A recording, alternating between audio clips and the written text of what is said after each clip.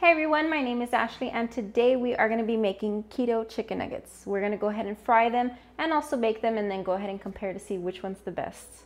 Let's get started.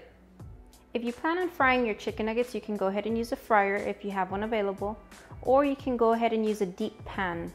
Make sure that it is a deep pan so that we don't cause any fires.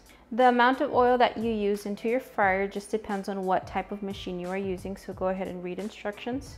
For my machine, I did use about 2 cups of oil. If you plan on baking, you're gonna go ahead and preheat your oven to 350 degrees. In order for the chicken to be completely breaded, we are gonna go ahead and prepare an egg wash. The egg wash consists of 1 tablespoon of heavy whipping cream and 1 large egg.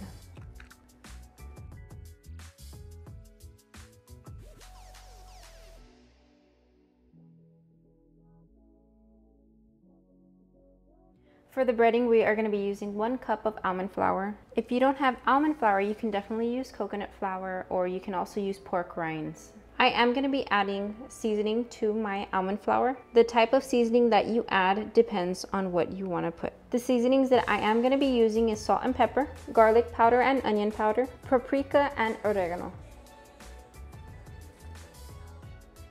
And now we're gonna go ahead and mix our almond flour with our seasoning. For today's chicken nuggets, I am using an 8-ounce chicken breast. I went ahead and cut my chicken nuggets into small squares, but you can go ahead and make chicken strips or larger chicken nuggets.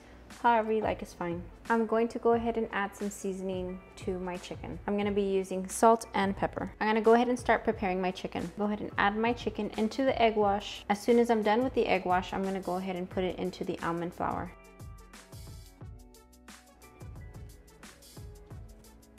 Once the chicken is in the almond flour, I'm gonna go ahead and close the Tupperware. I'm gonna shake the Tupperware so that all the breading gets onto the chicken. And that's how your chicken nugget is going to look like. After you're done with this, you can go ahead and throw your chicken nugget into the fryer, or you can go ahead and place it on a baking sheet for the baking. For baking, we're gonna go ahead and use our baking sheet and make a layer of olive oil.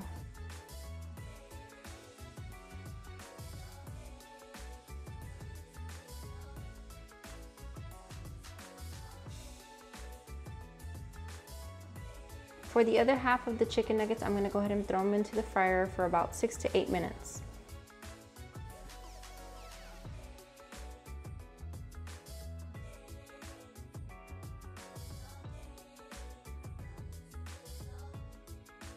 So I finished baking and frying my chicken nuggets, and this is the result. On the left side, we have the baked chicken nuggets. On the right side, we have our fried chicken nuggets. So we're gonna go ahead and try our baked chicken nugget.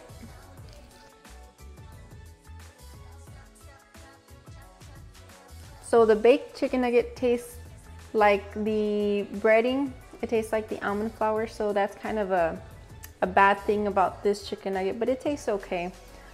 So what I would recommend doing is throwing it back in the fryer. And I have already prepared that. And so that's how it looks like. It looks like the breading has been fried. Way better. So next is our fried chicken nugget. We didn't bake this chicken nugget, we just threw it in the fryer. So let's go ahead and see how it tastes.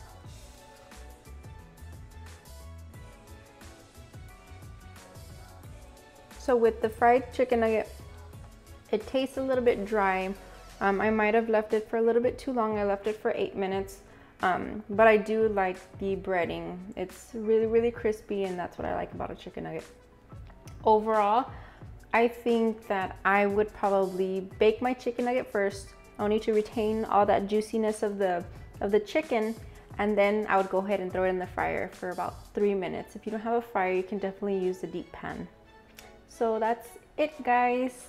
If you have any questions, comments on how to make this recipe better, go ahead and leave that in the comment section below.